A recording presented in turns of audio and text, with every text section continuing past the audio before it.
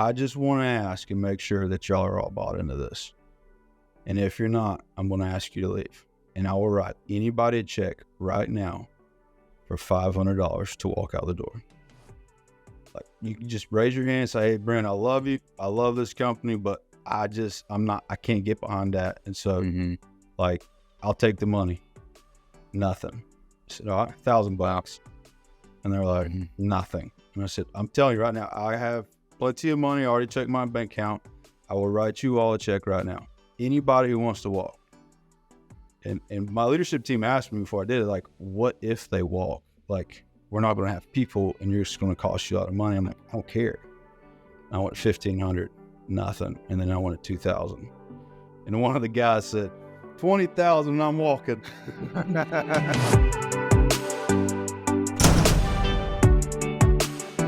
So I gotta, Brent, you and I have done this a couple of times so far, and I gotta start with it because we both have Whoop bands. What's your recovery score at today? Oh man, I should have been ready. Recovery is 82%, strength 17.1. Well, you beat me. I was at 61% this morning on recovery, 15 on my strain. What'd you do? You said oh, that's right. Well, yeah, you ran 6 miles and you did a CrossFit workout this morning. Yeah. No worries. And ice bath. Oh, wow. All right, Superman. You can call it in there. Okay, well, I take about a 10-second cold shower. That's the only thing I can relate to and contribute to this part of this conversation. I don't even think I could do that. Yeah, you said that the other day that's somehow hard. But every morning, that's what I do. I'm taking a hot shower, and then to make sure I wake up, turn it as cold as it'll go for 10 to 20 seconds. Get your blood flowing. Yeah, I think it just makes me irritated and angry. No, it's really good for your psychological mindset. Yeah. It really is. You should try it. Well, go to the store, buy 2 bags of ice, and fill up your bathtub, and then jump in it tonight, and you'll thank me tomorrow. Tonight? Yeah, when you get home. I don't know about that. What would it do differently in your thought if I just, because I've thought about it, and I did this when I was younger, but I don't do it as much now. I'm too afraid. Just jumping in a pool that's 42 degrees. That's the same concept. It's the same concept. That's what I did this morning. My pool's like 50-something degrees, I think. 60 degrees maybe. How long were you in there? 3 minutes? 4 minutes. Do you swim or do you just sit still and hold? Still. Yeah. Do you go back to a hot tub or anything, or do you just get out and go about your day? I got out and got in the shower. Took a medium temperature shower this morning. Okay. Because I didn't want to start back sweating. All right. So we've established you're the alpha male in this conversation, Brad. Let's if we can. I think go ahead and on the wall proves that. I have books. I listened to the audio of. Fair enough. All right. So Brent, you are the founder and CEO of Outdoor Living, and I want to make sure we give you a chance to introduce yourself and talk a little bit about your business. But we met at the Simple Growth Mastermind event in Dallas, Texas. When was that? November. It was November. Yeah. So we met there, and I think I've counted 6 times that you've tried to get me to come work with you since we've met. Well, you mean this is the guy who's trying to steal you away? Yeah. Well, this was really kind of like an interview process that's why we're on the podcast today. I really just wanted to see how good his technology skills were and his communication skills before I really gave him his formal job offer. It's kind of a cool interview. He's interviewing me and I'm interviewing him, and you just get to sit here and watch. And so, okay, well, that's quite an interesting methodology. Former employer or current, actually, maybe former employer. I really just want to see how hard EJ fights for me. Actually have his number saved in my phone as Ben Gonzalez, future Outdoor Living team member. White Picket is what he is. Awesome. Well, Brent, you have a better chance than you realize after lunch today, because I had a lunch scheduled with a gentleman that I've just gotten to know on LinkedIn. And we sat down to lunch, me and this gentleman. About 5 minutes later, Ben walks up. I forgot he was going to be there. He literally looked up at me and then went straight back to the conversation and didn't even acknowledge me as I walked in. I didn't realize it was you for a second. It's like, hey, this is Ben. He's the guy who sweeps the floors in my shop. It's awful. I don't like where this is going. Actually, if that's what you plan on doing when you hire Ben, I don't know that he's ever picked up a broom that I know of. Listen, I was traveling around all of Texas and Colorado building stuff with these hands. And then this past weekend, my wife asked me to put in a pavestone patio. And I think like 6:45, I got finished. And I told my wife, I'm never doing that again. At this point now, we are hiring everything, and I will never. There's so many projects that go that way at my house now. Yeah, I'm like, hey, let's just never come to fruition. The older I get, the more useless I become when it comes to any kind of project like that. I can't do anything for myself anymore. Heard that. I love it. Sorry, we're getting off topic now. Okay, seriously, Brett, would you mind share a little bit about your position, how you founded your organization, whereabouts you're located? Give us the pitch deck of outdoor living. All right, so I'll kind of try to get it as brief as possible, but 2011, March of 2011 is whenever I actually quit my job and started my own company. The reason I actually quit my job was because it was I couldn't drive vehicles for my previous employer because of some past driving tickets that I had that involved alcohol. And so anyway, so I was like, I got to do something different. And so I was like, I'm going to start cleaning pools on my own. And so fast forward a week after I quit my job is actually whenever I sobered up. So I was a alcoholic, cocaine addict for several years. And so I sobered up, and then 2 days later, I actually got saved, and that's when I gave my life to Christ. And then I started my company, like I said, to be a pool company, but then I fell in love with cutting grass, and so I was working for a doctor, just taking care of his 35 acres for him by the hour to give me flexibility to kind of do my own thing. And so I really fell in love with cutting grass. A couple of my roommates, one of them, his mom was a realtor, and she needed a couple yards cut. So I was like, I'll go do it. And I was like, man, I can make some good money doing this. And so started off, and I borrowed that doctor's lawn equipment for 2 years. So until I got married in 2013, I didn't even own a lawnmower. And it's kind of a cool story.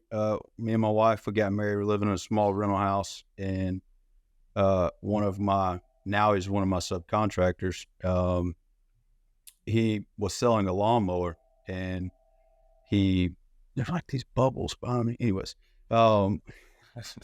he was selling a lawnmower. So I asked him, I was like, hey man, I'm interested in buying that lawnmower. He does mulching and stuff like that. And he said, okay, so I'll sell it to you for like $3,200, I think is what it was. So you use grasshopper mower, like 150 hours on it. I mean, it's a steal, obviously. And I remember going home and just like sitting down on the couch with my wife for like 2 days and like praying about it. Like, God, is this a good business decision? Like, are we supposed to do this? You know, I can still borrow this doctor's lawnmower, but is it something that we should be doing? And like, I remember like we prayed about it for days. And then I ended up financing a $3,100 lawnmower. And that was in 2013, end of 2013, beginning of 2014. Me and my wife got married in summer of 13 in August. And so then it's just kind of taken off from there. In 2014, I was asked to take over a large contract here in Valdosta. I only had 1, 2 maybe small commercials and about a dozen residential lawn maintenance contracts. And I was still working for the doctor as well. And then it just kind of took off after we got that large contract, and fell in love with just the lawn maintenance side of things, and then started doing some installs, and it just kind of grew the organization over the years. And my goal was 5 employees in 10 years. That was my goal after year 1. And year 5, I think we hit 22 employees. And then this year we ended the peak season with right at 47, I think, team members. And right now, spring of this year, we'll be fully staffed at 52, I think. And so, so we've grown the organization, pretty rapidly. We had a couple of years where we plateaued. I tried to open up a retail store. I realized that was not a good idea. And then COVID hit a year after we opened it, and it was like everybody wanted to buy stuff, but you couldn't get anything. Yeah. So, like, we're trying to sell high-end furniture, and everybody's wanting to come here and buy $20,000 worth of furniture, but like 6-month lead time. And you're like, no, I can just order it on Wayfair, So we decided to, shut the store down and focus on our service, and that's what we do best. And so that's what we've really focused on. So, man, that's all. That's awesome. Yeah. What did you end your 2023 revenues at? Almost 4.6 million. And we had a 30%, 29.7% growth last year. We were shooting for 30. And my team, for the last 3 weeks of December, I mean, they did everything they could to try to hit that 30%, and we came so close. Yeah. And so, that's impressive. Yeah, that's phenomenal. Yeah, so, and it was tough. I mean, just finding help. I mean, it's, we finally got fully staffed at one point last year, and then we sold a couple contracts, and then it was, just, trying to make sure we stayed fully staffed. We had like a couple big projects towards the end of the season. And so, I mean, my team was working 60 plus hours a week on average. And so, but we ended the year fully staffed, and we're already overstaffed going into the spring right now as far as where we need to be at this moment. And so, but we've just been really focusing on our culture and the team, and trying to develop, the best team that we possibly can. And so, dude, it's super apparent. I mean, if you go look at any media that you guys have out there, like, you guys look like a family, and how you conduct yourselves. It seems really apparent from your leadership. Seriously, congratulations on. I mean, you pretty much hit 30%.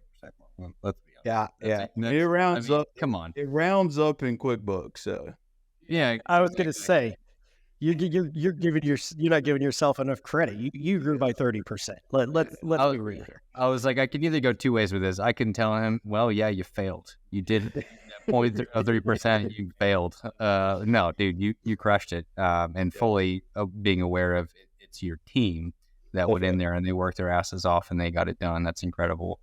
So I'm curious, your team members, are any of them contract, or are they all W-2 employees? 100% W-2 employees, 100% American citizens. And we drug test regularly. We require background checks before hiring, which is why it is so difficult for us to. Yeah, but still, I mean, you're almost $5 million, and you offer a lot of different services. Yeah. We sub out I do sub out my turf, my turf maintenance, which is about $250,000-$300,000 a year. Which is your fertilization weed control. Weed convert, yep. And then is that like Chem or True Green, or? No, we use a local guy. Okay. Yeah, it's a guy graduated from UGA, phenomenal, hands-on Individual. He's a single operator. Yeah, he's got 3 guys that work with him, I think, now. So, but $300,000 one person sounds like a lot. Yeah, and so we use him, and then I sub out a little bit of my hardscape. We try not to do too much hardscape. We focus mainly on enhancements. So if you're one of our customer, we're going to sell you all the installs you want. And then if you're not one of our recurring customers, we take on some of the installs if I know you. Mm-hmm. Right. Or if you're referred, but we don't just chase after any install project that comes about. And so where do you draw the line between enhancement and install? So if you're an existing customer, we call you an enhancement project. If Gotcha. it's anything that we're doing for anybody that's not in contract. Right. So if it's putting out mulch, if it's putting out pine straw, putting out rocks, or changing out plants, hardscapes, whatever, we consider that enhancements. And it's about, our goal is about 40% of the contract value across the board is what we try to shoot for. We only hit about, I think, 30% of our contracts, revenue wise, enhancements compared to maintenance was about a little over 30%. Okay. Are you mostly commercial? Oh yeah.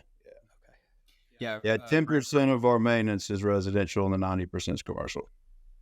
Brent, break down really quickly, like all the services that you guys provide.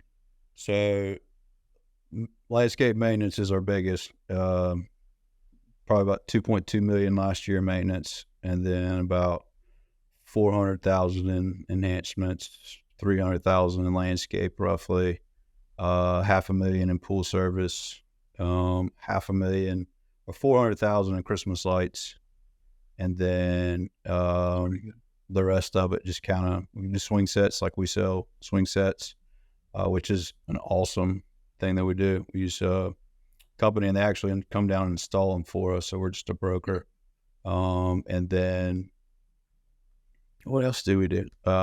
Irrigation, a lot of irrigation. So I have 2 full-time irrigation technicians, and we primarily only work on our maintenance accounts with them. We will take on other work, but majority of it's our maintenance. And So do you have a favorite and why?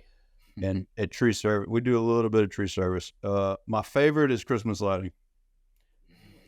Hands down, Christmas lighting. What makes that your favorite? I'm curious. So multiple reasons. Biggest reason is that was like me and my grandpa's thing. Every year I got to do Christmas. That was me and my grandpa's thing. And like, it was just a big thing in my life that, I always enjoyed putting Santa Claus on the roof. Me and my 6-year-old son, we do it every year now. The last 3 years, he gets on the roof at my grandma's house and still puts it up with me. My grandpa passed away, but it brings so much joy to people. Like, man, during the Christmas season, I'll bet you 10 times a day I get somebody text me, running to me at the store, call me, whatever. Like, dude, I love the Christmas lights you put up here. It's, Chick-fil-A. I love the Christmas lights you put over here. Or you done my neighbor's house. Will you tell them to turn it off past 10 o'clock, please? Like, just, so that's what we really enjoy about it. I mean, it brings so much joy to people, and it's a huge marketing tool for us. Sure. So, great example of that, I was at a lady's house. She wanted me to come put up some patio stringers across her pool area and all that. And I was like, hey, your pool's like messed up. And she's like, for real? She's like, I was like, yeah. She's like, well, the pool store, another pool company, takes care of it. And like, I don't know. And I was like, and I went over there and I just emptied out her basket, primed her pump up for her, like, all right, you're good now. She's like, you work on pools? And I was like, yeah, it's kind of in all of our marketing. Yeah.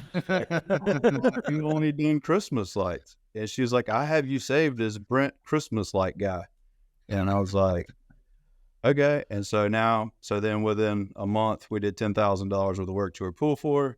We're on pool service. And they called us and asked us to do some other services and stuff for them over the years. And so, trim some trees off of her commercial building and, different things like that. And so it's a really big marketing thing for us. We were the only person in our town to do Christmas lighting for the first 4 years we did it. And then last year somebody started doing it. And then this year there was 3 companies. So, oh, wow. So yeah, I'm surprised about that with Christmas lights. Christmas lights has been pretty hot in the last. Well, we're in South. So we're like you cut grass until Christmas Day. Right. Yeah. And so, people and landscaping are kind of like too busy to do it. Because, historically it's known, north of, once you get north of North Georgia and all that, landscapers slow down. And so they try to pick up that winter revenue. And so, we stay so busy down here that a lot of people didn't want to take on that. But then pressure washing people are the people who's really starting to do it more than anybody now I've seen. So, but yeah, so that is my favorite. My second favorite is commercial landscape maintenance. And so, How come? man, it's just, I love to be able to go to a property and it just look manicured, and just, people don't realize how, like, me and my wife, we were just running 6 miles earlier. So we got to see a lot of, the town. And so you're running down the road and it's just like you run, and like every 200 feet is a completely different landscape. And here where we live, and so it's like overgrown sidewalk, trash hanging over, trees, limbs hanging over sidewalk, and then you go over another 100 feet, it's a beautifully manicured, commercial piece of property or apartment complex. And so I just love the cleanliness. And like when we were in Dallas, with Simple Growth, I went to Phoenix, Nashville, and what was the other place? Charlotte, and then Dallas last year. And I took Parker, my COO. He went to Nashville with me, and Nashville is just a dump. Like if you go downtown Nashville, it's just a dump. And I've been to Atlanta dozens of times, and it's a dump. And like, but when we were in Dallas specifically, Plano is the area we were staying. I mean, it is so nicely manicured, and even most of Dallas was too. And it was just like, we both joked about, I was like, we could definitely live here in Dallas, but like, You notice Phoenix seems to be pretty clean too. well, Phoenix, Notice that? there's nothing growing there. Well, I know. You can't exactly be in the lawn and lanes, but have you ever been to Scottsdale? Like, there's a lot of grass and greenery in Scottsdale because the homes are a little nicer. Anyway, that's what I've noticed. But but it tends to be clean because there's another growth. Yeah. But you're right. I know exactly what you mean about Nashville and Atlanta, and I would put New Orleans in that same boat. Oh, New Orleans is a dump. Yeah. I mean, like, man, because my ex-consultant was from there, so I went over there multiple times, and like, you just don't even want to walk down the streets there. Yeah. I'm not even talking about downtown. I'm talking about like the French Quarters and like the nice parts. Yeah. It's like you're literally walking down, it's just a dump, and then you go over and it's $1 million homes, and then it's another road, and it's just like homelessness and just trash. And you walk over another 2 roads and it's $1 million homes again. And it's just like. But to your point, and I think I said this even recently, I believe that there is a mental health. There's a mental health aspect to a beautiful landscape. Yeah. I mean, I just think about the piece. Everything in our mission statement, our purpose, and our vision points back to what people come home to whenever they come home from work again, and they're bringing that joy and that happiness to the customer. Whenever I go to my house, I leave it dark and usually come home around dark between church and porch and 6 and 8 year old and ministry and everything else. And so when I come home, I get to enjoy my landscape lights, and my Christmas lights are still up and on. Yes. And so like, but then on the weekends, like when I just get to walk out of my yard and it's just manicured, it's just like, man, this is peaceful. Like I own this place and I get to come home to this, and it's like a retreat. And then, when I show up to my office, like depending on which door I walk in my office, it's, I could be in a better mood when I walk in the front door than when I walk in the back door because of the way that it looks, So people don't realize that whenever you get to walk to a beautifully manicured office or house, like it's going to affect your mental health. And it's proven that like on like hospitals that have multi-levels, that when they landscape the roofs of like whenever there's multi-levels, how much it helps the healing process of the people that are in those rooms that are looking out over that roof.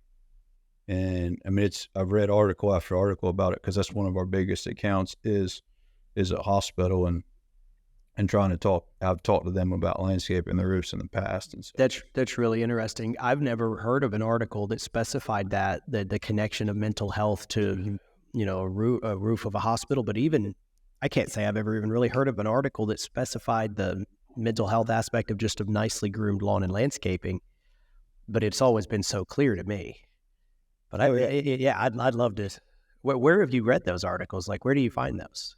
I subscribe to all kind of newsletters, and so I just get random newsletters, and I couldn't tell you where it was. Right. I get it. Totally get it. But you probably Google it, mental health related to landscaping hospital roofs, and probably find it. Yeah. Yeah, our director of agronomy at Chorby, he wrote an article, it was a few months ago, but it was talking about the connection between landscape and your mental health. And he wrote it, and I was like, dude, can you write like 20 more of these? Because it's so well done and so articulated, and in my opinion, very relatable. I think the hard part comes from using that as a tool to sell. I think it's more of a tool for branding, in my personal opinion. But I've been meaning to get to Lowe on that and really dig in on getting more out of him, because he's so well articulated when it comes to that. So, Brent, I'm curious. You mentioned that you're focusing really heavily on building internal culture. What does that look like for you and your team? Is there specific steps you guys are taking? Dive into that a little bit more. So back in when COVID hit, so cost of living where I live pre-COVID was cheap. I mean, like cheap. And so a nice bought a house, so don't dive into details on that one. A nice rental house then was about $1,000 to $1,200 a month. That's like nice, where you'd want to raise your family. Now the cheapest rental house is $1,600. And so, but anyways, so cost of living was cheap. You know, I was paying my guys an average of $12 to $14 an hour for a general laborer. Well, then COVID hit, you know, they're pumping money into the economy like crazy. And so I was like, we got to do something. So we raised our minimum wage to $15 an hour. And so that was like our first step, that we realized that like, okay, people are going to want to work here because they can make a little bit more money. So that was like, we need to focus on our people. Like, what makes our people happy? So we started doing surveys. So I can't tell you how many surveys we've done. I've got surveys sitting on my computer right now that I'm typing out for our Q1 company meeting for a discussion we're going to do with that. But so just really getting the feedback from our team of like, hey, what would make your job more enjoyable here? And surprisingly, majority of it is not money. And I don't know if you've read the book, it's about the cleaning company. I just finished it. Dream Manager. Dan Ralphs, he's the one who told me about the concept of Dream Manager. And so I looked into the book, and it's an amazing thing. And it talks about culture, how to improve your culture. They had a 600% turnover rate, and within 4 years, they went down to like 12. Like their turnover rate was so low that they were like, we've got to get these people out of here because they've outgrown their position. And so so then they developed an exit plan for them. And so that's how good their culture was. And so just really researching things on culture is one thing that I've really focused on, but really just like finding out what they want. What is it? What will make their job better? We used to have a 5 a.m. start time for our commercial maintenance guys because we need to get in there before everybody fills up the parking lots, and we were losing help. So I asked all my team leaders, like, what can we do? And they're like, these young guys don't want to come in early. I was like, all right, move the start time back. Like, let's do it. Done. 6 o'clock. We realized we were starting to retain people. So those kind of things is what we really focus on. And then once we've clearly defined our purpose, our mission, our vision, our values, we communicate that every time that we get together as an organization. It lets them know, like, we love you, but this is what we stand for. And like, if you can't get bought into that, it's fine. And so, you know, our values, create an acronym for it, CUPID with a heart. It's coachable, unity, professionalism, integrity, drive, and then do everything with love. And so every time we have a meeting, we go over that. And we go over the definitions of each one of those things and just really beat that into the culture. And then so 2 months ago, it was right after the hurricane hit. We had a bad hurricane come through here in the end of August, and we were having a major issue with some stuff. And And this is another Dan Ralph's thing he told me. But I brought everybody in the room, and I was like mad, but I was like, I just have to communicate this to them that like I'm serious about this, our vision and our mission and our purpose and our values. And so I clearly communicated to them. It took me an hour and a half to explain all of that. Our mission, our vision, our purpose, and our values. Like it literally took me an hour and a half. And so at the end of the hour and a half, I said, okay, I just want to ask and make sure that y'all are all bought into this. And if you're not, I'm going to ask you to leave. And I will write anybody a check right now for $500 to walk out the door. Like you can just raise your hand and say, hey, Brent, I love you. I love this company, but I can't get behind that. And so like, I'll take the money. Nothing. I said, all right, $1,000. And they're like, nothing. And I said, I'm telling you right now, I have plenty of money. I already checked my bank account. I will write you all a check right now. Anybody who wants to walk. And my leadership team asked me before I did it, like, what if they walk? Like, we're not going to have people and you're just going to cost you a lot of money. I'm like, I don't care. I want 1,500, nothing. And then I wanted 2,000. And one of the guys said, 20,000 and I'm walking. It's so, but then after it got over, nobody took it. We got done. Wow. And a guy that had actually fired one other time and I brought him back on, good kid, love him to death. You know, he just was struggling in life when I fired him the first time. He walks up to me in the parking lot afterwards and he said, hey, I just want to let you know I'm putting in my 2 weeks. And I said, really? He said, yeah. He said, I got a job opportunity to go back on the road. He said, it was tempting to take the money, but I just want to let you know I am bought into what you're doing here, but I need to take a job on the road for my family. And I said, dude, I respect that. Went on the road for 2 weeks, called me. He's like, I can't do this. And like, it's like, cool, man. Like he put in his notice, he worked out his notice, everything. So I'll let him come back. And that's my rule. And so that's our big thing is and I've tried to communicate to our leadership team, hire, promote, train, fire, everything based off of our core values. And if it's not related to our core values, then you got to let them go. Like if they're not willing to do that, then you got to let them go. And we were just writing we have a bad habit of promoting somebody to like a team leader or putting somebody in a leadership position that is just a dang good worker, you know? And like, yeah, they're like, yes, sir, no, sir, you know, just do anything you ask them to. I think everybody has that problem. Yeah. And so we're like, we've got to write the criteria for our leadership or for our team leaders before we promote them to team leaders. And then as well as to get our current team leaders to understand that like you're replaceable if you're not willing to do these things. So we type out all these things and I'm looking at them and I'm like, that goes along with coachable. And I'm like, that one's unity. That one's integrity. That one's drive.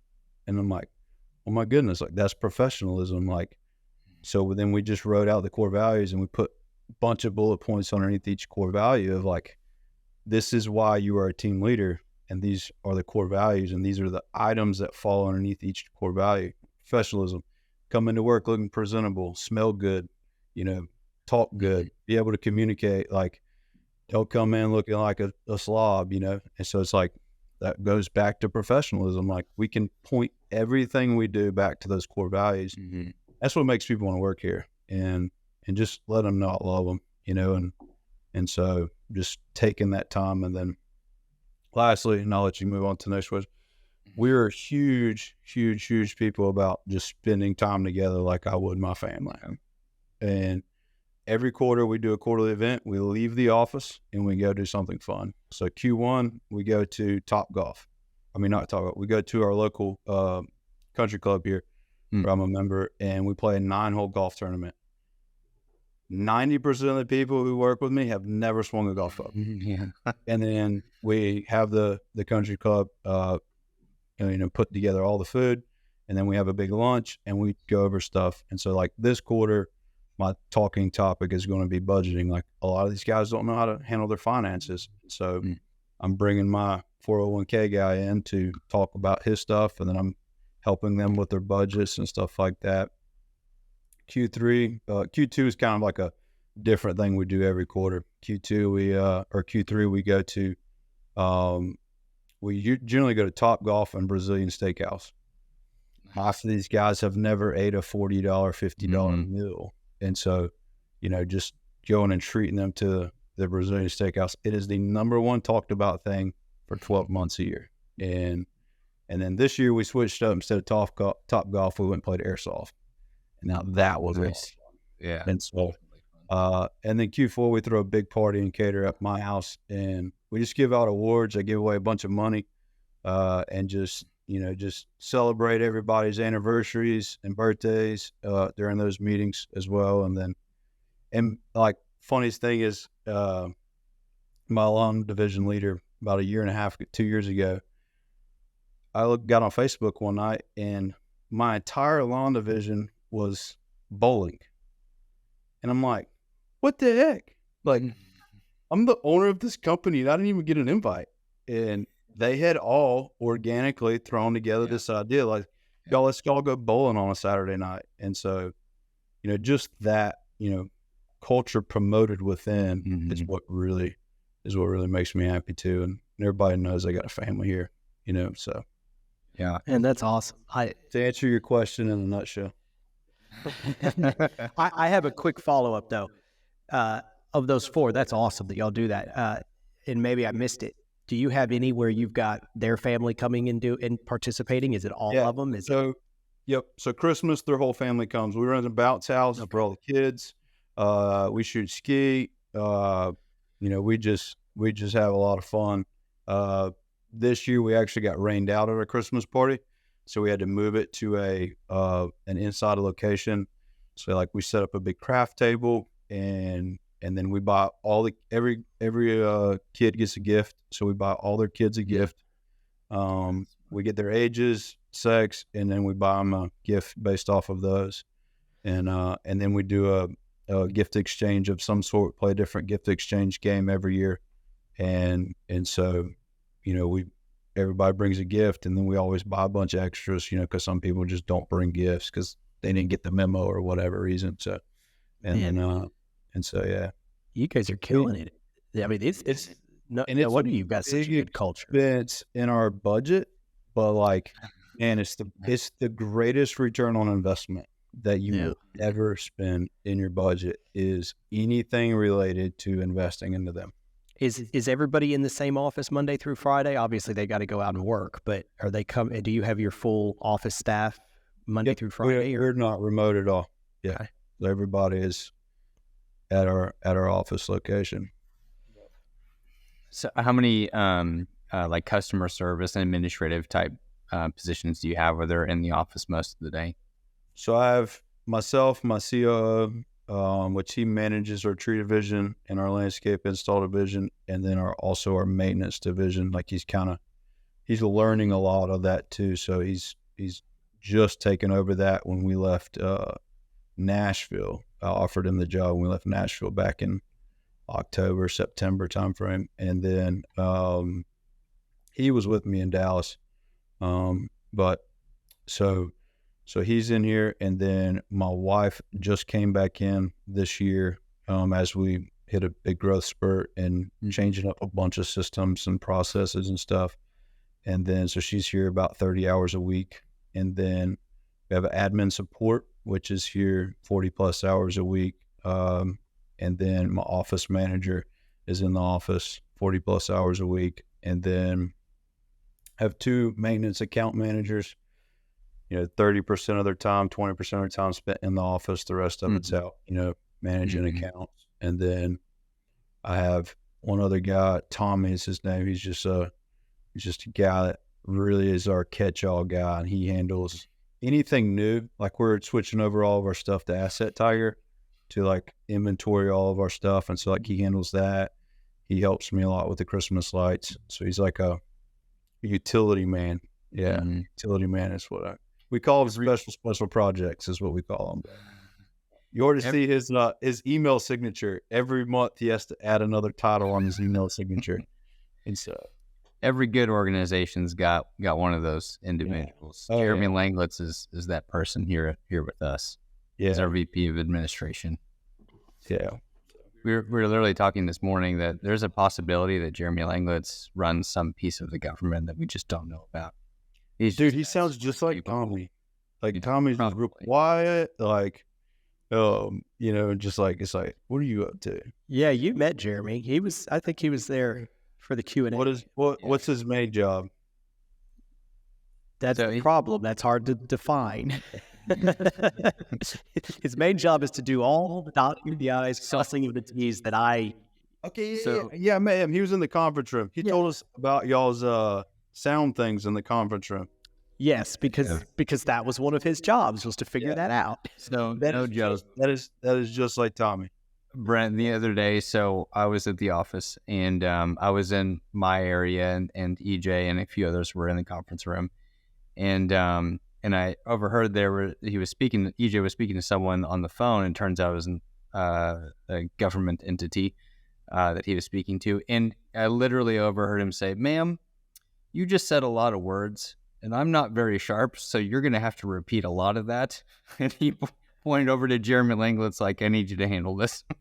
Well, full perspective there. Jeremy had come in and handed me his cell phone, which is an iPhone, and I don't know how to work iPhones, so that was the secondary problem.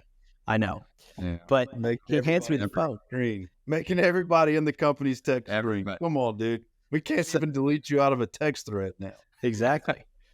So he hands me his phone, and he's like, "They need your permission so that I can talk to them," which I've gotten that before once or twice. But anyways, yeah, I take this call, and this woman starts going in this long government lingo, and then I quickly am like, "That's overwhelming." There's a lot of words she just said. And then I couldn't figure out how to put the phone on speaker. But that's when Ben heard me say, "I'm sorry, ma'am, I'm pretty useless." I said, "You just said a whole bunch of words, but I need you to repeat all those so that he can hear me, so he can tell me what to say." Anyway, It was a perfect description of exactly what you're talking about of that person who takes care of all the really important stuff that you just don't know about. I love it, man. And again, like any media that you go look at outdoor living, like the intent that you put behind building and developing culture, it's super apparent. And I really appreciated that. And obviously talking to you, you treat everyone like your family. And I love that. So Dan Ralphs is someone I've gotten to know recently. Really incredible person. Phenomenal human being. Yeah, truly. Really incredible person. I feel like he's like one of my biggest fans, and like I'm like his biggest fan. I still owe him lunch. No. We went to lunch. I know, but Mike Callahan paid for it, so I still owe him lunch. Yeah, that's a good point. No, I missed a meeting with Dan Ralphs, and I don't usually miss meetings. I felt so horrible. But you can always say that he missed 2 meetings with me. Oh, okay, well now I feel With him, he forgot about my second meeting with him. He was like 45 minutes late. Oh, okay. Both times he sent me the same email. What can I do to make this up to you? Yeah, Next time I'm capitalizing off of it, I'm like, I need 6 months service for free. It's no. I had a Friday afternoon. Engaging with him for coaching and stuff, and so Yeah, he's great. He's great. But I had a Friday afternoon meeting with him. It was scheduled just like you're talking about. Actually, it was after this. It was after a podcast, and I just totally forgot. It was the end of the week. I was like, I thought the day was over, and then it was like an hour later. I realized I had missed the meeting. I just totally missed it. So I felt terrible. I don't do that often. yeah. So was Dan the person that kind of started to direct formalizing like the mission, the purpose, values of the organization, or was that totally organic on your own? No, I had a previous consultant who I won't even mention that really helped us with that about 4 years ago. It was actually 2020, and he was huge on that, but teaching us about culture and vision and purpose and all that. But I don't think he really had much of it. It's Solo operator within the lawn and landscape industry. Yeah. I had a similar That's so interesting. experience. And very similar. So anyways, anyways, so he was who really got me kind of started on that. And then I realized like this is working. Plus I'd read books, Entre Leadership, Dave Ramsey, Entre Leadership, Traction. I actually physically read those. I didn't listen to them. And so I have the notes and the books to prove it. That's awesome. And so that was really what what kind of got me going, and then just really just researching it and just, I mean, it's, if you enter one of our meetings with the leadership team, there's 100% chance that I'm saying the word culture. If we go to one of our quarterly meetings, like there is a 100% chance I'm going to say culture at least 5 times. Like, like it's our identity. I mean, think about like the term culture and what it really means. It's how you act or how people act in a certain geographical area, right? Yeah. And so like you have your culture in Mexico, you have a culture in Dallas, you have a culture in Atlanta, and it's completely different than in South Georgia. And so it's like, I wanted our own culture inside of our organization, and so it's huge for me. And that's what I want everybody to live by and to really be bought into. And so, do you ever like test your team members and ask them to like recite Cupid in the middle of the day? Yes, every quarterly meeting, and all of them go. It just freaks out every time. Well, like if you catch them, and most of them could probably tell you, but they're like scared they're going to get it wrong, and so. I do the same thing. I had $100 one time at one of our meetings that I was like, if anybody can recite the core values, I'll give $100 out. Or I'll give you this surprise. And they didn't know what it was. It was $100. And so I spent it on myself. I knew them. And so, but yeah, so I mean, like we try to do stuff like that, but like we printed them out. We just had it was an improv, what do you call it? A off the cuff meeting. Yeah, meeting this Monday, and we printed it out, and I had one of my account managers actually present them this time, so it wasn't just me. And he said, "I printed them out for y'all for a reason. Learn them, memorize them, and y'all are going to be tested," kind of thing. And so, but they all know what it is. They all know really what it is, but they may not be able to recite them all. Yeah. So I love that, dude. What would you say is the major focus for 2024 for you and your team? So obviously culture. I mean, like we're like still working hard on our culture. We've created a company calendar. Everybody's birthdays are on there. I hire people that are in recovery. Everybody's sobriety birthdays are on there. All of our quarterly meetings are on there. And just really trying to make sure we don't miss anything. And so culture is going to always be, for the most part, top of the agenda over profit. And so that, and then growth, we're still trying to grow. Our goal is to maintain a 30% growth for the next 10 years, which would land us just south of 50 million. And I kind of like wanted that, and it was just kind of like having a conversation with Dan Ralphs actually on our first meeting last year. I was like, I kind of thinking about 30% growth, but I mean, I don't know, it's a big number. And he's like sitting there on his calculator. He's like, why? And he's just doing math on his calculator, and he comes up and he says, it's like, that's $50 million. Like, you can do that. Like, I believe in you. Like, I've only known you for 10 minutes now. He's like, and you can do that. Like, no questions asked. Like, I'm excited to help you. Like, and so I was like, okay. So like, that was like what really picked me up last year. That was like, God, I'm doing it. Like, this dude believes in me. And then once I met him in person, like, I was like, if he still believes in me, like, I'm doing it. And so that's our goal. So in order to do that, our population and the community I live in is only about $150,000 people in the metro area, for lack of a better, our county. And so in order for us to grow, we're going to have to expand in other markets. So we're looking to go 2 hours south and 2 hours north this year, and launching 2 branches this year. What would you say is like your current market share for your current service areas? Do you have any idea what that looks like? So we are the largest landscape company in Valdosta. There's about 2 other companies that are really close to our size, and then there's probably 40 companies that are, $300,000 or less, and then maybe 1 or 2 that are $1 million.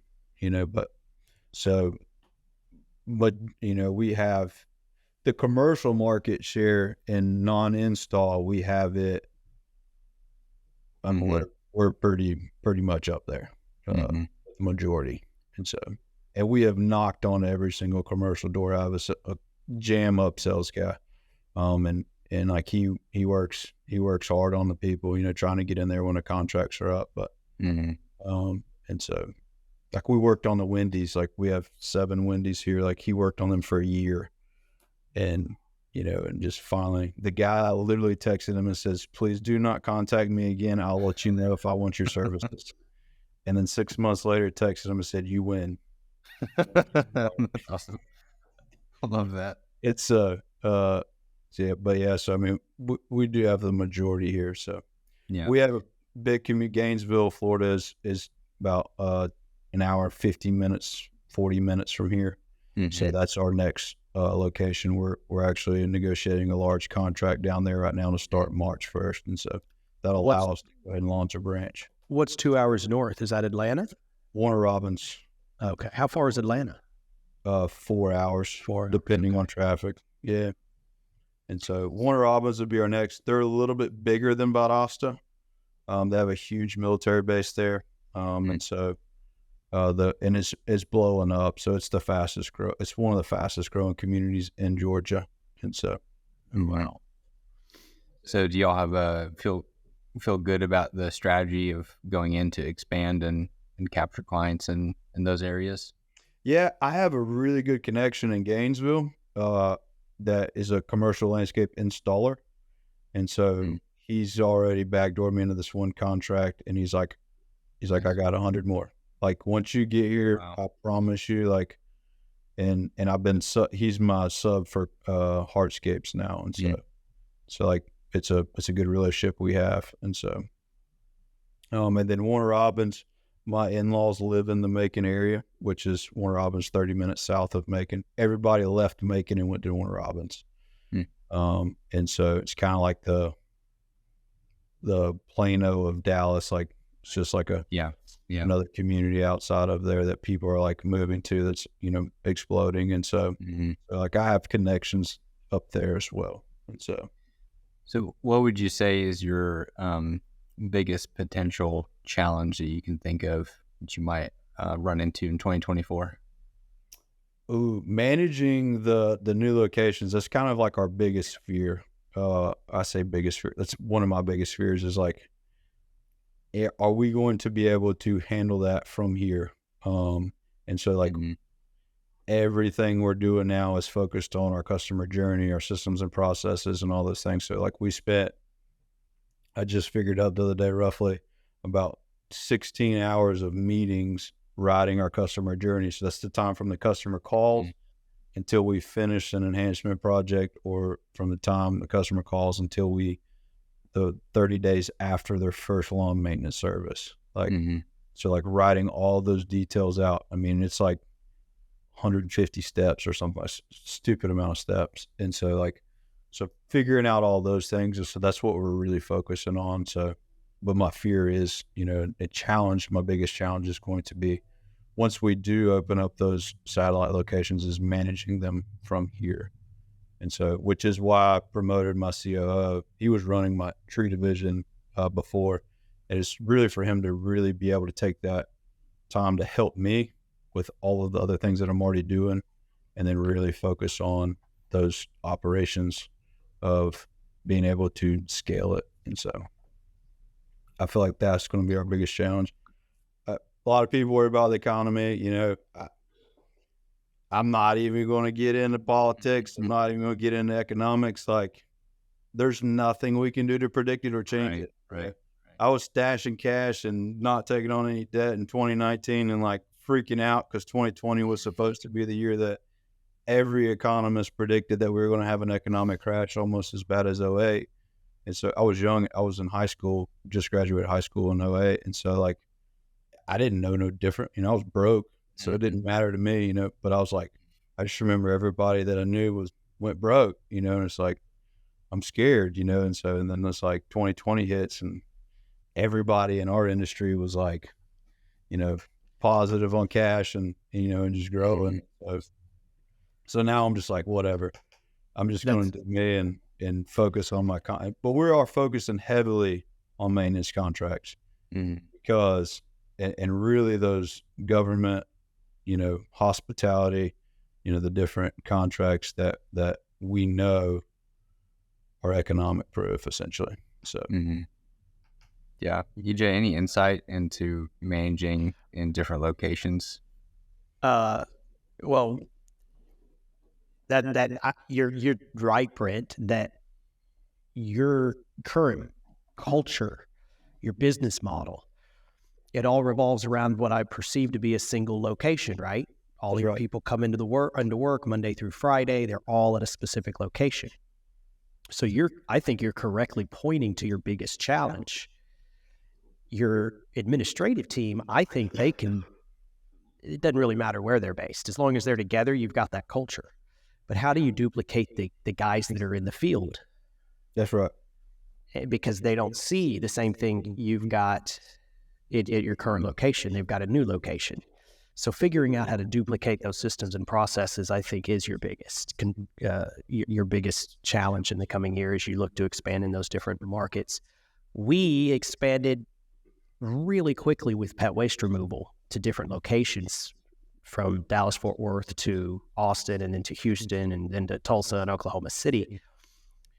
But we were really fragmented already. We were already pretty much remote, and it was pet waste removal. So it didn't require a lot of, we didn't need a location in all these different places. It's literally like the truck. Wherever the truck is where the business is. We don't have a job site, that sort of thing. So it's a little more scalable, a little easier to scale.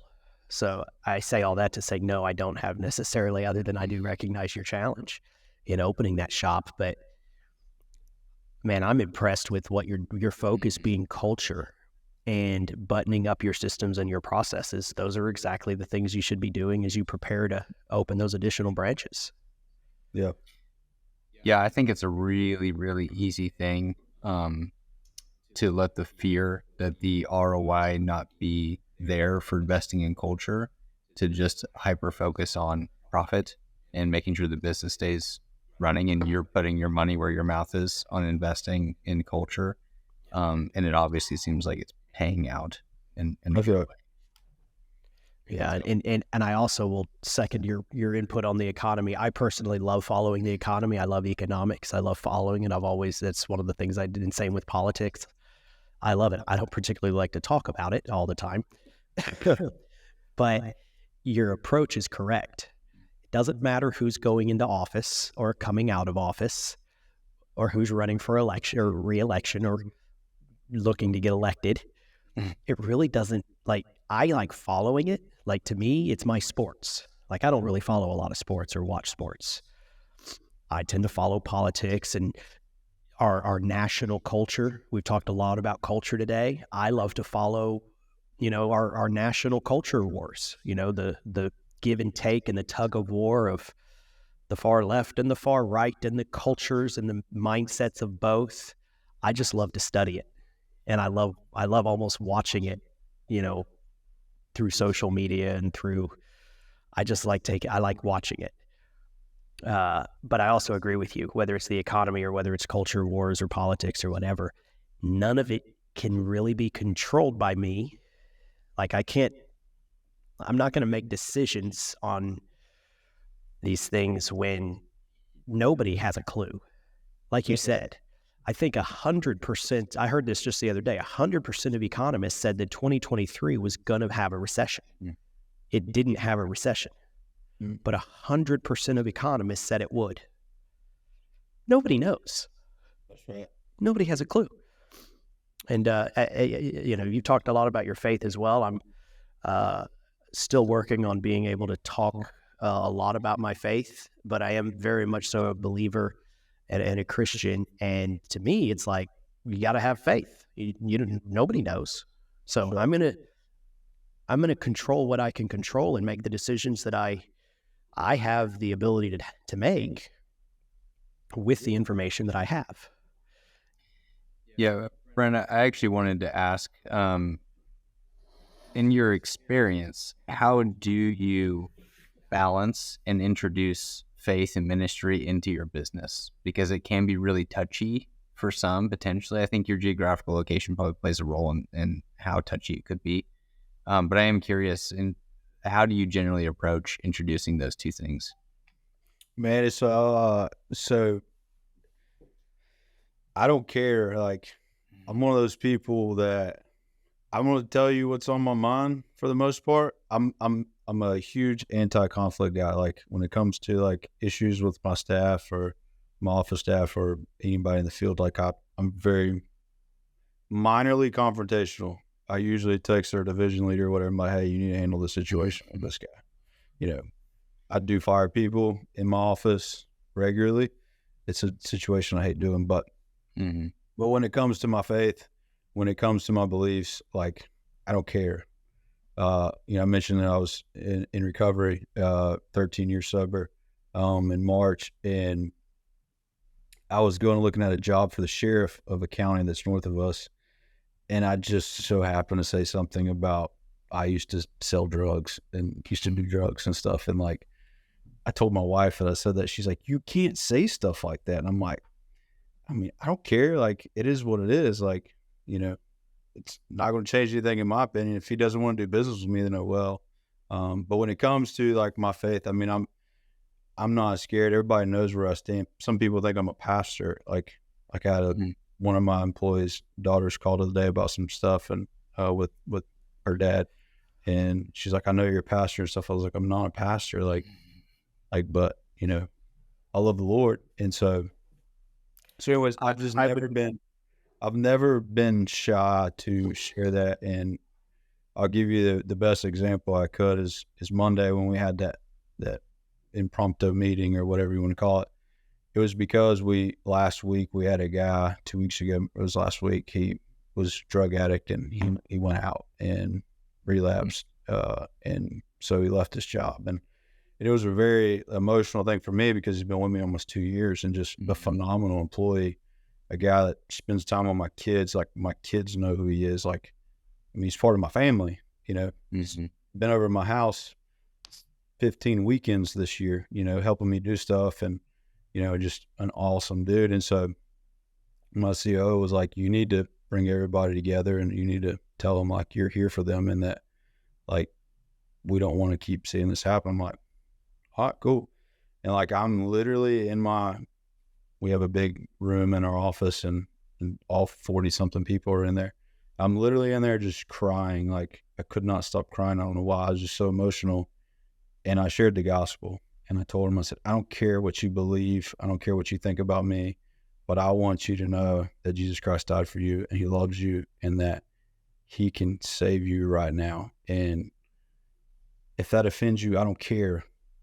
I would be doing you a disservice if I didn't tell you this. And so that's just one of the things that I don't care. And it's, I can't force them to believe what I believe. I can't fire them if they don't believe what I believe, but I tell them clearly it's going to work out a lot better for you if you do, because it's going to change who you are. It's going to change how you live. It's going to change what you do. It's going to change how you spend your money. Like, it's going to change your life completely if you do follow the Jesus that I follow, and it's only going to benefit you in your marriage, at your home, and at your workplace. So like, but if you don't want to follow them, it's on you. You've given me a new mission or a new goal. I have never been accused of being a pastor, not even once. That would be like the ultimate compliment in so many ways. Yeah. That's awesome. That's inspiring, Brent, truly, because I struggle with that. I'm a believer. I have a testimony, but I struggle in business, honestly, to talk about it. I don't Yeah, and know I why. don't, like, there's so many businesses, especially in the Bible Belt. It's what we're called, the Bible Belt. Yeah. And that like put a Jesus fish or a cross or a scripture on their marketing stuff. And it's like, I don't ever want to do that. Especially because it's not always me in that truck. Right. You know, whenever people see that truck, they may not think of just me. They're going to think of whoever's in that truck. And so I don't ever want to make the gospel look bad, A, but then B, it's like, I'd rather them just see Jesus in us than me have to market it. Right. People are going to see Jesus in you before you have to market. Like Dan Rouse, for a great example. I had no clue Dan Rouse was a believer. Like, but like I just listened to him talk and you know, just his language that he used, his passion, his love, and then it was in Dallas was when we really talked about his faith, and it was the first time me and him had an open conversation about his faith. I figured it out in Nashville, which was Q3 meeting last year, but in Dallas is when he and I actually had a conversation, and you know, it's like he's an awesome, godly man. It's like, you know, I picked up on it within 2 hours of hanging out with the dude, but you know, so it's like, I noticed it too. That, you know, Frankly, I could almost tell. I can specifically, I think on Dan Ralph's Facebook page, he has his background picture is a really good picture of him and his family, and you can almost see it out of the picture. Yeah. Man, it's incredible work that you and your team are doing, Brent. And I'm really grateful for getting to know you up until this point. Looking forward to our continued friendship. But not too much. Not too much. Not too much. So the reason I was really pushing the culture was just so that Ben would really understand. You know, I'm thinking of all the gaps over here at Shoreby and Scoop. I'm like, man, these guys are doing steakhouse, airsoft, golf. I mean, dude, we even got a golf membership at the country club you can use anytime you want to. You know what's funny? I pay for half your gym membership, so like I've never taken Ben golfing, but I did take one of his team members, our Brent, our media producer. I also felt hurt by that one. Brent, as we're starting to close out, man, I want to make sure to give our guests a second or a few minutes if needed. Get out any message that you might have that you'd want other people to know. Maybe it is about outdoor living and your team. Maybe it's just any personal message you'd like to get out. I want to make sure you have some space to share anything you'd like to share. Man, just my chiropractor is a good friend of mine. He kind of an unofficial mentor to me, and my wife actually kind of pointed that out to me the other day, but he always tells me there's 3 things and you got to keep them in order, or 4 things. Your relationship with the Lord, like that's first and foremost. Like without that relationship with the Lord, I wouldn't be who I am today, and I wouldn't be able to do what I do today. And so relationship with the Lord is first. Family, second. So family has always got to be second priority to your relationship with the Lord, but the number one priority after that. And so I'm very big on never miss a baseball practice. I never miss a softball practice. I never miss a game unless I'm out of town. If I'm in this area, I'm there. And then when I'm out of town, I'm getting videos, FaceTime, all that stuff. Yeah. I had a little bit of absenteeism of that as a kid from you know, some of my family. And so because they were working their tail off to provide for us, like wasn't a personal thing. And so, so family. And then third is, your health. Like, got to stay healthy, you know, and I fall with seasonality in that. And then the last thing is your job, your business. And if you keep those things in order, you're going to have the relationship with the Lord that you need to be able to deal with the people that we deal with. And to be able to persevere through the day. And then B, you're going to have a family to go back home to that's going to love you no matter what. If you're broke or if you're flush, whatever, it doesn't matter, you know. And then you're going to have your health so that you can worship the Lord for longer, be with your family longer, and then the last thing is to work. You need your health to be able to work longer. And so having that health is going to make you work longer and be able to do your job better. And I know from experience that whenever I'm in shape and whenever I'm healthy, eating decent, my energy level is a lot better and I'm more productive. And so your faith, family, your health, and then work.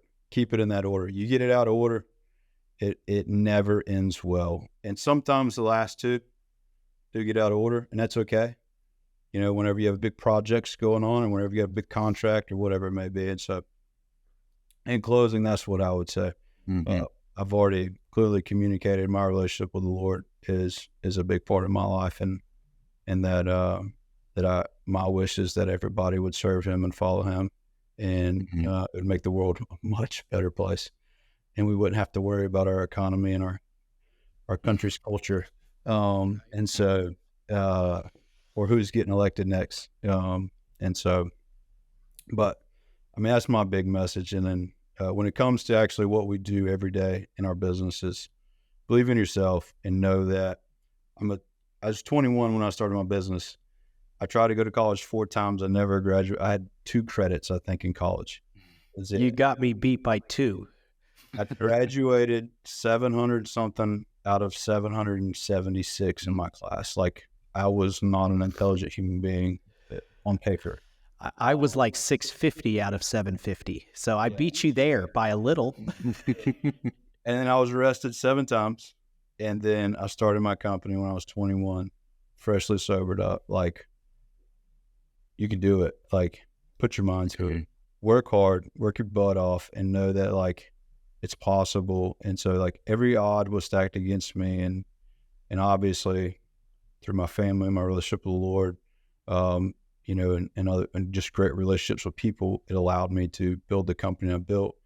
But the biggest way that I did that was under promise, over deliver. That's one of my other big things that I always say. Like, we answer the phones. Like, people ask us, like, how do you have so much, you know, so many accounts? I'm like, we answer the phone. Like, we call somebody and like, we picked up an account this past year, 310% more is what they're paying me for their maintenance for 6 different locations. 310% more is what they're paying me. And the only reason is because the guy that they had wouldn't trim their bushes the way they wanted them trimmed and fertilize them, that they were going to pay him more money for it. And so it was like, and so I gave him my cell phone, my account manager's cell phone, and our division leader's cell phone, and our office phone, and said, you call those 4 numbers within a 5-minute span, there's 100% chance one of us is going to call you back. Like, we're going to take care of you. They don't want me to find out that they didn't answer your phone. So call them first. Right. So if I find out they didn't answer your phone call or your phone call, it's not going to be pretty. And so, but I'd say in closing, that would be my biggest things. And so, yeah, man, that's a good word. Good word on a lot of fronts. I truly believe that we weren't made to do life alone. And I think God has facilitated a really awesome connection here, and I'm appreciative of it. So Brent, man, again, thank you so much for taking some time to be coming out with us. Well, virtually. Hopefully you'll come out here, or maybe I'll move out there. I don't know. One or two will happen at some point. We really want to come back to Dallas soon just to go eat at Hard 8. Hey, that's not a bad deal. Dude, it's only 20 minutes away from here. Man, that place is amazing. Well, if I come back, y'all owe me lunch at Hard 8. Absolutely. Fair enough. Consider that. Bring Dan. I still owe him. I don't know if we're going to be passing through Georgia necessarily. No, we'll be driving actually almost real close to that, I think. Real close. You leave it like you get down to Florida. I was going to say, we're going to be coming from Jacksonville to Atlanta. You're on the way, if I looked correctly. So you can cut direct. There's like a little, it might take like 10 minutes off of it if you go a different way, but more than likely it's going to take you through Valdosta. Yeah, don't worry. We'll make sure to catch you when we're on our way out there. Yeah, I'm excited to see the bus once it's wrapped. I'm excited to see it too. I think it gave me another inspiration to do it. I actually, after you sent me that text, Ben, I showed it to somebody. I can't remember who I showed it to. I was like, we need to do this for Christmas lights, because we travel like up to 4 hours for Christmas lights. So we do Chick-fil-A's all over the Southeast, and then a couple other chains as well. And so I've thought about it, like I just need to get a bumper pull fifth wheel and just stock it with Christmas lights so we can go hit this Chick-fil-A and go to sleep, wake up the next day, go to another Chick-fil-A. And so it inspired me. And plus it'd be a tax write-off, right? Exactly.